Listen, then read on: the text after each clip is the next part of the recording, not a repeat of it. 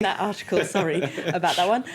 And he's saying that he will find a way to negotiate those talks so that Britain gets what it wants. That's protection for its industries, its financial services, a good deal for the city, without making a referendum about over the EU necessary. Of course, that's what he is trying to avoid at all possible cost. That's what his backbenchers are calling for, that referendum. That could cause all kinds of political trouble for him. So he's trying in this letter basically to fend off that right-wing opposition at home in Britain, to try and convince them that he is doing the right thing over Europe. Whether or not it will stop them, though, is another question. Beautifully recovered, well done. Protests in Russia as well. They're into the third day now, aren't they? What's the press saying there?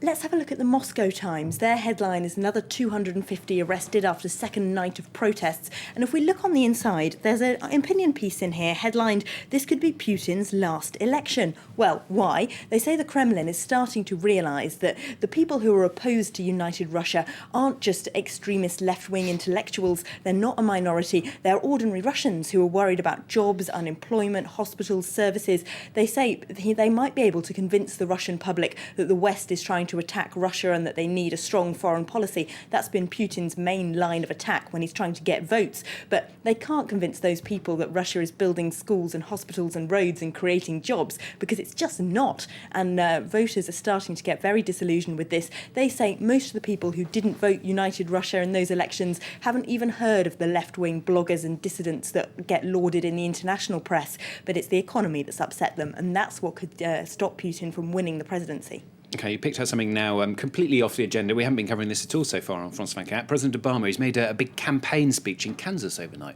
He did, and he struck a new populist tone, according to a piece in the New York Times. They say he's starting to use some of the language used by the Occupy Wall Street movement to talk about income inequality in a quite different way than he has before. He talked about how the 1% in America have got hugely rich, and he said the current economic crisis was the result of breathtaking greed on the part of bankers.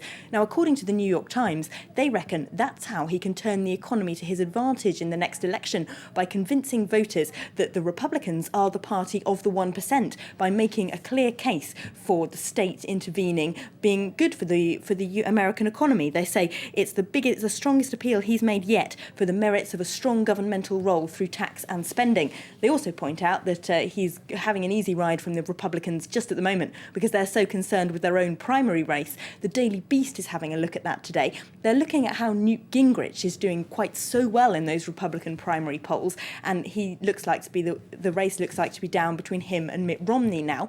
Now, the piece says they hope that the Republican Party, rather, the leadership, hopes that their base will see the light and pick the rather more sober, more electable, more centrist Mitt Romney. But the primary process of the Republican Party actually doesn't make that very likely at all. It favorises the further right, more extremist, probably less electable Newt Gingrich.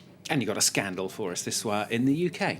Bit of a scandal. This is about lobbying, which David Cameron said himself might be the next scandal coming up. Now, the tentacles of lobbyists in the corridors of power is what the Independent headlines their article today. Now, look at there's David Cameron there saying lobbyists don't have my ear, but he does seem to be missing an ear in that cartoon there.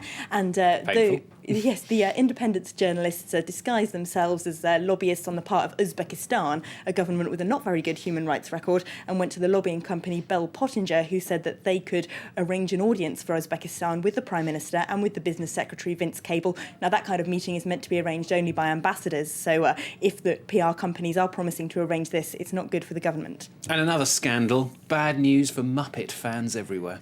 Well, apparently they're brainwashing our children into left-wing ideas. Oh, okay. That's according to Fox News, which is reported by The Guardian. Now, apparently the new Muppet movie has as its villain a greedy oil executive, which has got Fox News up in arms. Some of its presenters were telling viewers they shouldn't let their children go and see it in case they were brainwashed against it. So The Guardian is having a look at what other secret propaganda could be found in the Muppets' past movies.